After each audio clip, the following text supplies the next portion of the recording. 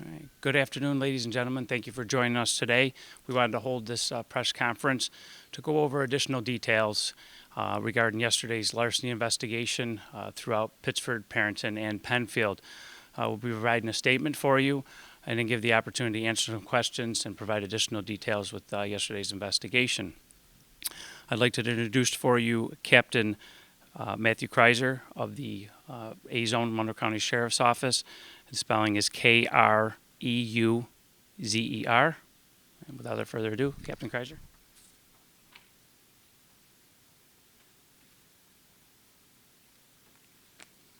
Good afternoon. So I'm Matt Kreiser. I'm the captain of A-Zone for the Sheriff's Office. Here to talk to you guys a little bit more about the events that occurred overnight from Wednesday into Thursday morning. November 13th at about 2:15, we got our first call for a stolen vehicle out in Pittsford. So that drew our attention that someone was out there. Deputies started to investigate that. Over the next couple hours, we got numerous calls for vehicles being broken into, windows being broken, items being stolen. We continued to investigate those calls as well.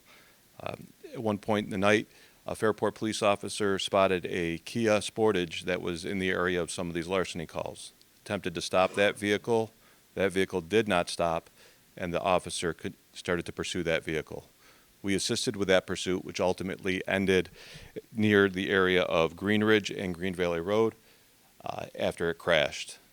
The occupants, the 5 occupants of that vehicle, all fled on foot into a wooded area, at which time our deputies set up a quick perimeter and surrounded the area and started searching for the suspects. This led into the daylight hours. While they were doing that, we were getting numerous calls for other vehicle break-ins, windows smashed. Deputies were at the same time investigating some of those and gathering more evidence as to what was stolen. While they were investigating that, we had to call out numerous resources to search for these suspects. It was a great cost to the sheriff's office and to the community. A lot of the community was inconvenienced, not only that, but a lot of members were scared when they saw the number of police that were out. The resources we called in for that were our canine officers. We had multiple canines out there, including an Irondequoit canine that responded. We called in the state police helicopter, and we called in our drone team.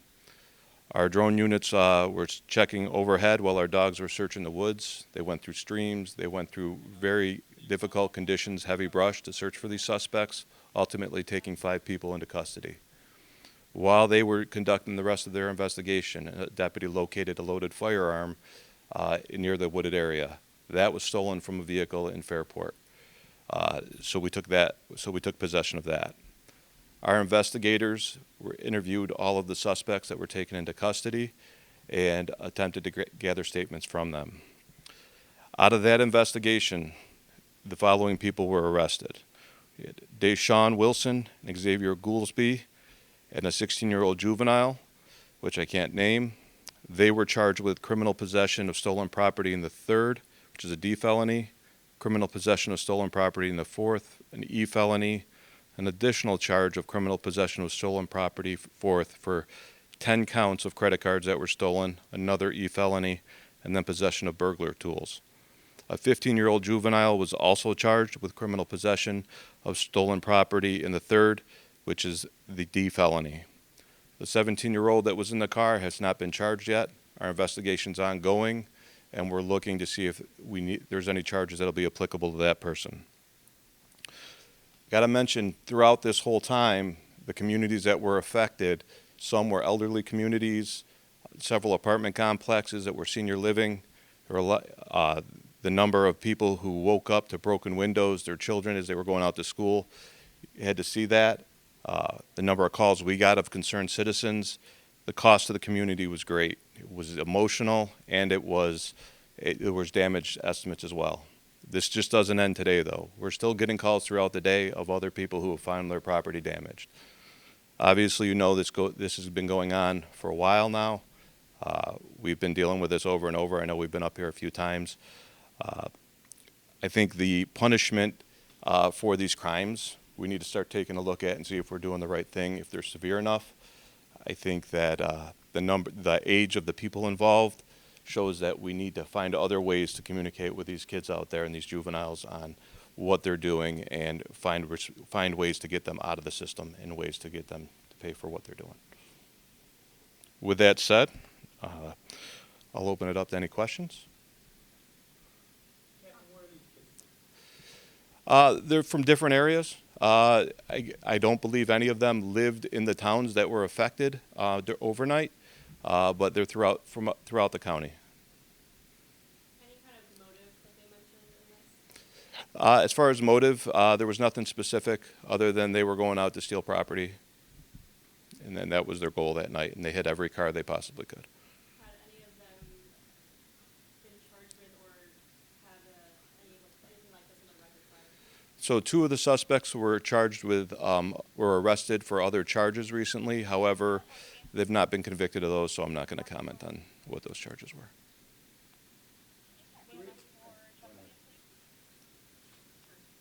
Do you know what they were using to break the windows and how they were getting into the cars? I don't know what they were using to break the windows.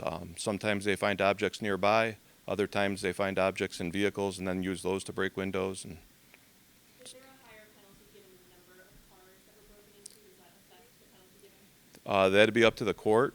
However, the felony charges do come with a range of punishments the court can dish out depending on their record. I would say that the number of people involved, I would like to see would sway the judge's decision on how they dole out the punishment in this case. Were all of the places hit, were they senior living communities or apartment complexes? No, not all of them. There were residential neighborhoods. 2 of the apartment complexes were senior living complexes in Fairport and Perinton. There were numerous neighborhoods hit as well, going from Pittsford all the way to Penfield. Has the gun been returned to the owner? Was it legally registered? No, the gun is still in our possession as evidence during our investigation or the Fairport's investigation.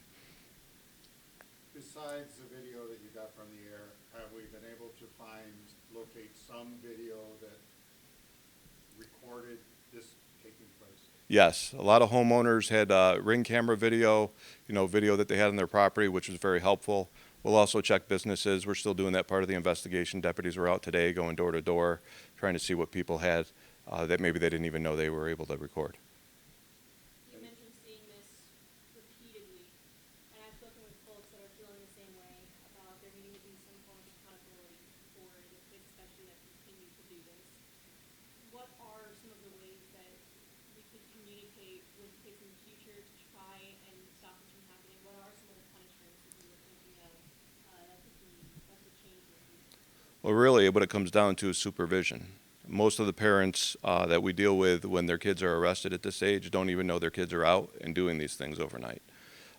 Some of it comes down to right there at home, right? What kind of supervision do we have? Do we have the support system in place for parents who do need to work overnight or can't be home with their kids? As far as punishments, I'll leave that up to the court, but I do think that what we're doing right now isn't working. Is there anything the community can do to help the investigation from there? Yeah, if they encounter anything suspicious, even if they think someone went through their car, or if they find something stolen and don't think it's valuable so they don't call, I would encourage them to call, right? If they have something that they don't think is relevant, but it may be to somebody else, just call us and report it. Let us sort out whether or not that's there. Most people I've spoken to only saw loose change stolen. We also saw yesterday, I think someone had their registration taken. Could you get a little bit more into some of the valuables that were taken? We had everything from a gun. Numerous credit cards were stolen. People's IDs were stolen. We found IDs throughout the whole county. Reports we don't even know about yet. We've been tracking those down. We had over 100 vehicles between Fairport, Perinton, and Penfield that were hit. Not everybody wanted to press charges or go after it because they had some minor things taken. But when your ID is stolen, it doesn't just stop at your license being stolen or your registration being stolen, right? Your identity can then be, stolen as well after that. So people should take steps to flag their ID with the credit bureaus, make sure that their report is flagged, that their information got out there. We'll do everything we can to get that property back to them, but, it doesn't help depending on if there's stuff out there we don't know got taken. Did you say you're still getting calls this morning? We're still getting calls this morning, and we're trying to vet out whether or not they were from yesterday's incident or if somebody else went out and broke into vehicles overnight. These aren't the only kids that are out there doing it. So would that increase the estimate of vehicles that people broken into? It would, yes. So can you give us a number now? I couldn't give you an exact number now. but I can tell you it was over 100. But this is maybe one more instance where I'm sorry. we don't leave good things in our cars. I mean, especially if it's not locked up in a garage or something like this, correct? I would say yes. I recommend against that all the time. I've been doing this 21 years, and usually it's something that's visible that people can see as valuable that causes them to break a window. Other than that, when people leave their cars unlocked, they just go fishing through the car to see what they can find. So I'd lock the car and make sure nothing's visible that's valuable in the car. And if you have something valuable, bring it inside. I know it's a little extra effort at the end of each night, but it's a good step to take if you want to protect your property. I know that, this group was responsible for the other night. You guys, do you know if these guys were responsible for other events that have happened recently? Right now, we're still investigating that. I wouldn't be surprised to find out if they were responsible for other events. We don't have them specifically suspected in other events. Sometimes we find out there's multiple groups each night that don't even know each other that are going out doing these things. Is this a type of crime common during this time of the year? This has been going on throughout the entire year. So it's not just this specific time of year that it's common. We had dealt with this all summer, spring. It was rampant. Was it a trend? It's been going on for several years, so yeah, I would say it's a trend, especially when they talk about the age of the suspects, most of them being juveniles, late teens, and stolen vehicles, mainly Kias and Hyundais that are going around and breaking into cars. I think this has been well documented over the last 2 or 3 years. Do we know how they all know each other? I don't know that. Was the volume of vehicles involved in this surprising? I would say, I would love to say yes. I was not surprised by the number of vehicles. What I was surprised is that we had that many people report it. This isn't uncommon for people to go through an entire neighborhood, an entire parking lot, and go through cars and steal things. We were fortunate that somebody woke up in the middle of the night and was able to see something early on, which led us on the right track to start investigating this. Usually these reports come in over the course of several days, and then we find out later on that entire neighborhoods were hit for these kind of things. And a lot of people just don't report it. They don't see the need to report it, which I would advise you report it all the time, because it's not just you that it affected. I was over at Village Heights earlier today. It's kind of tucked away. It's not exactly seen from the main road. Was there any indication in the interviews that they had scouted places to go beforehand or why they hit this possible? No, I believe that most of it was crime of opportunity. You go to where the vehicles are, and then you fan out and you try to see what you can find.